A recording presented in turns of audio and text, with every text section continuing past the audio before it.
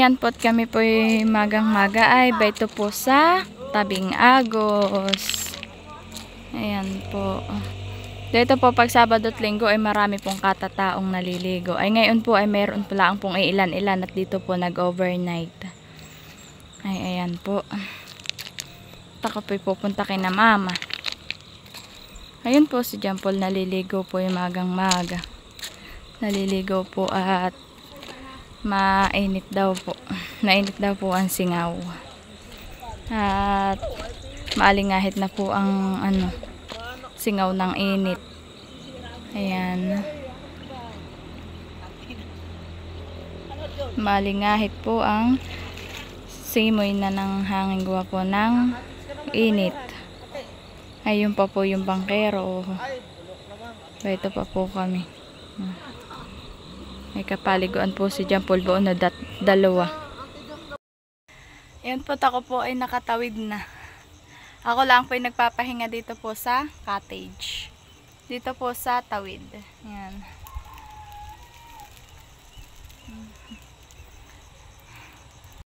Nandito po ako. Nakikiupo lang po ako. Si John Paul naman po ay umuwi na. At sabi ko po ay yung tindahan. Ay siya po ang tatao ngayon.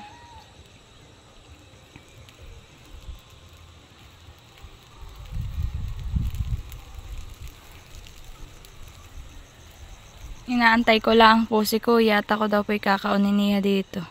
Gawa po ng, sila po ay kahapoy gumawa po ng, sila po'y nag-extra po doon sa magsaysay ng gagawin pong bahay.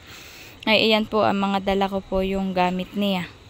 Kaya po ako'y susunduin at mabigat-bigat din po. Yung pong mga gamit na pang construction. Na mga tulad po ng kabra, ng martilyo. Basta po yung pong mga ganayon. Tayo po alala, tataas po ng mga talahib dito. Dito po pwede pong mag-overnight. Dito po sa pong ito, sa side pong yan. Basta po may mga dalang tent, ganayon po. At diyan naman po ay puro buhangin. Sayang nga lang po at kung po kami malapit lang po dito sa ay kami po naghakot na ng mga buhangin. Hindi na po kami bibili. Ay malayo po yung amin tapos po walang sasakyan. Ayoko po Ito po ganito po yung gamit namin para po kami makagawa ng CR. Yan.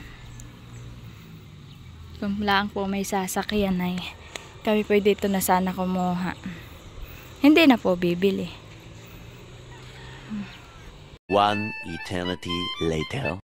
Ayan po at ako po ay baito na. Nandito po si Lorenzana. Nahan ng urin.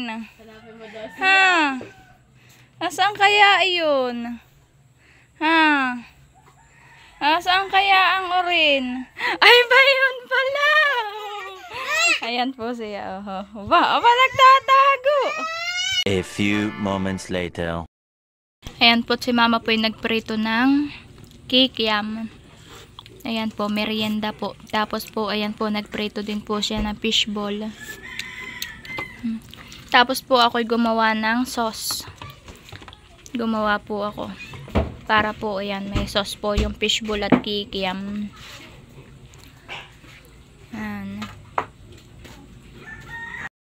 Ayan po, at titikman ko po yung niluto ni mamang kikiam. Ay, fishball. At nilagyan po ni kuya ito ng sili. Para po may konting anghang. Ayan po na. 3 days later. Hi guys! Mapagpalang araw po sa inyong lahat. Kumusta po kayo? Bali ngayon po ay kami po nila John Paul ay pupunta po ng Infanta. At amin po munang ipapacheck up si Baby Orin at ipapatest din po namin ang kanyang kami po pala magpapalaboratory po ng ihi po ni Lorenzo. Ayan po, kami po ay paalis na. Bali ngayon po ay kami bebeto sa Infanta. At kami po ay nagpakuha po ng ihibo ni Baby Orin.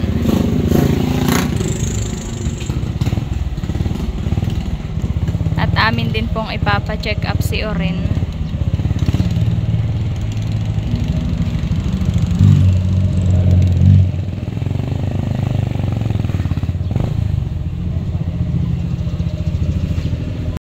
At bali ngayon po ay kami po ay kadadating lang po nila Jampol dito sa tindahan. Ayan po, binuksan na po ulit namin.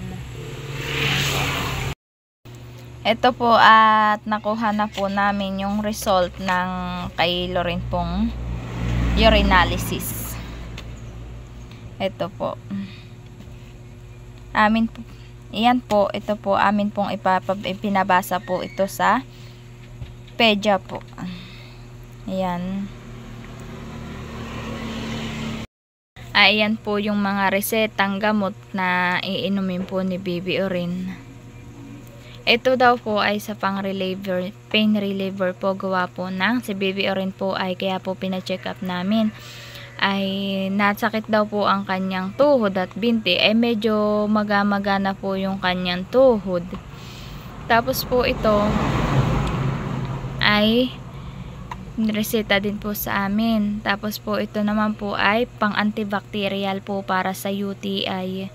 At si Baby Orin po ay nagka-UTI daw po. Ito po ay simula po na yung ito po nung kaya po nagka-UTI si Baby Orin ay nung pong ipinanganak ko po ay 1 month pala ang po siya ay napa-check up na po namin. Gawa po ng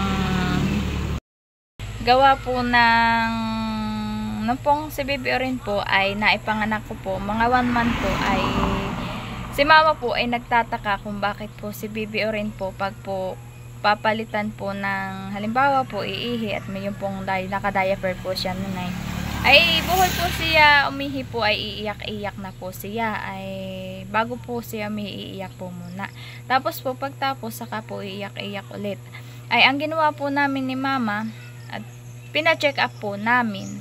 Ay doon ko po nalaman na tinanong po sa akin po ng PEDIA kung po ako po ay may history ng UTI.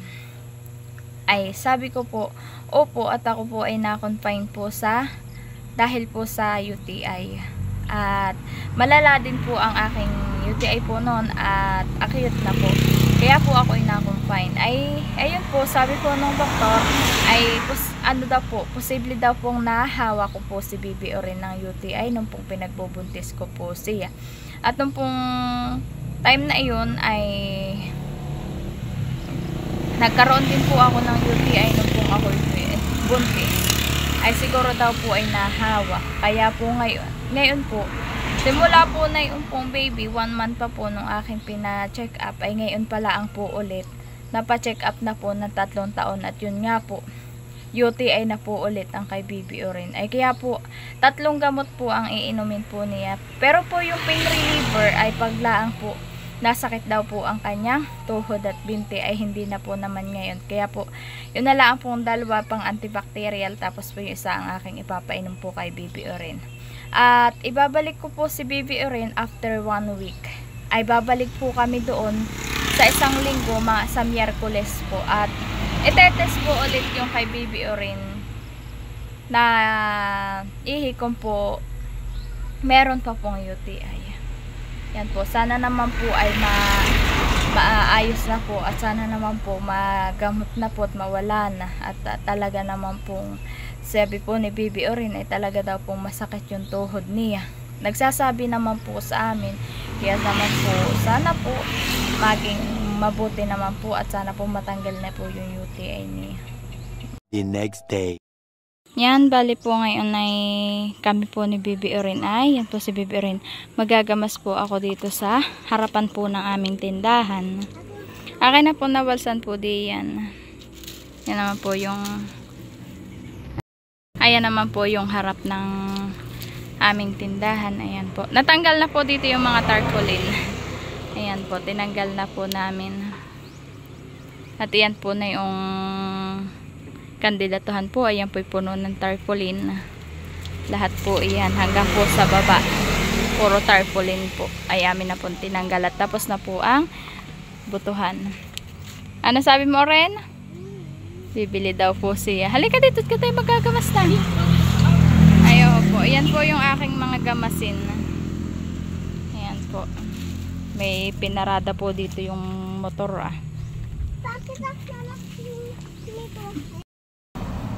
Ayan po kami po yung magsisimula ng maggamas. Oo.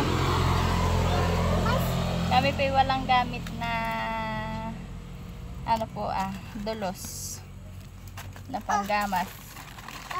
Sige anak, dahil mo lang. Tutulungan daw po ako ni Bibi Orin maggamas. At akin na pong gagamasan tong gilid ng aming bahay at dami na pong tubong damo. Madali lang naman po itong gamasin. At katatapos lang po dito ng ulan.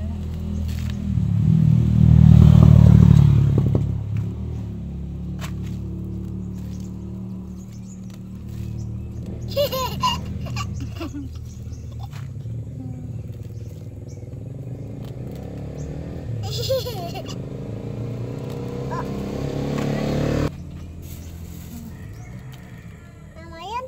Ang galing. Ang galing. Ewan.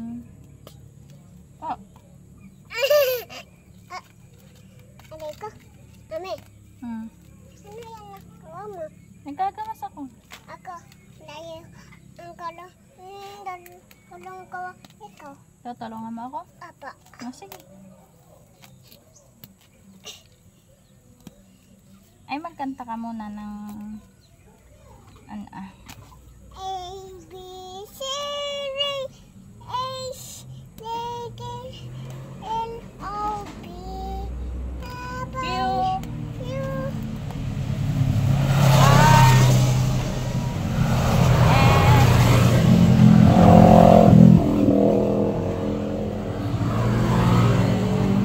ito naman po ay pagtapos po namin dito ni Bibi Orin ay huhugasan ko naman po si Bibi Orin ng kamay.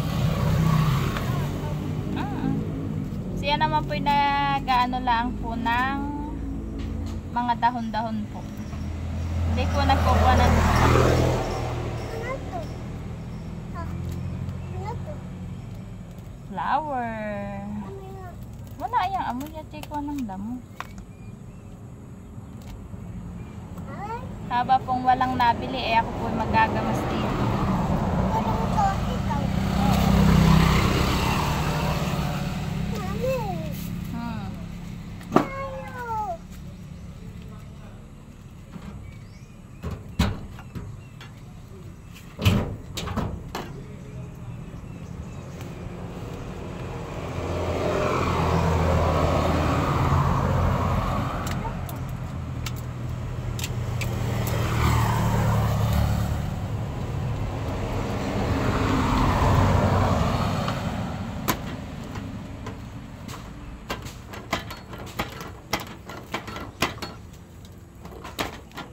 No.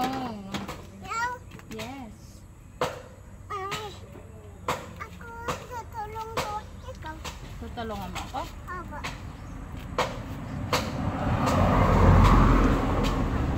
Ito na sitaw. Ito na sitaw.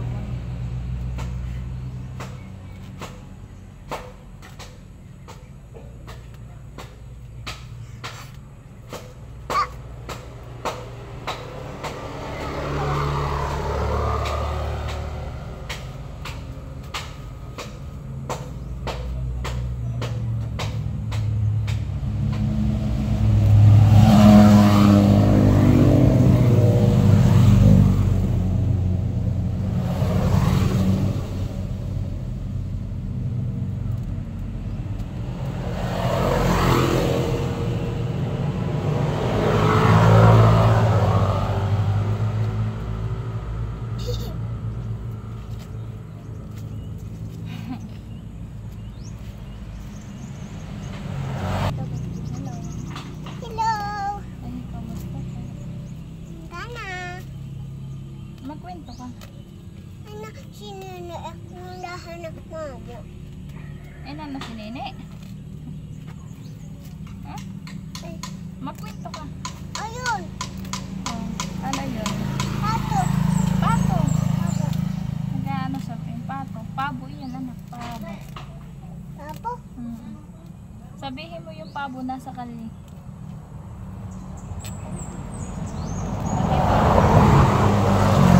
Okay, yung pabo mo nasa kali. Nanay!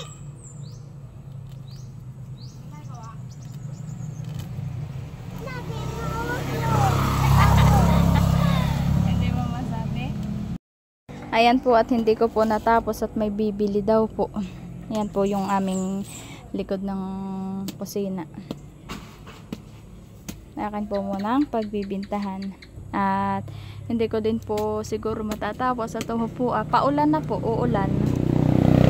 Ay baka po mamayang hapon ko nalaang po siya tapusin. At meron nga pong bibili. Anak, kata na sa loob at may bibili. Mahirap pong gamasin pag po hindi masyadong basa. Kata na doon at bibili daw nila. Bibili daw. Yan na po si Oren. Kami po ay pupunta na doon sa loob.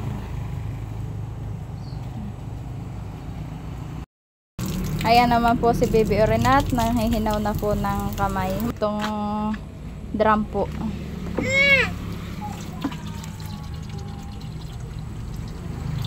Ayan po at ayan po, tapos na po si Baby Oren manghinaw ng kamay at nahinawan ko na po. Kami po papasok na sa loob at may bibili na.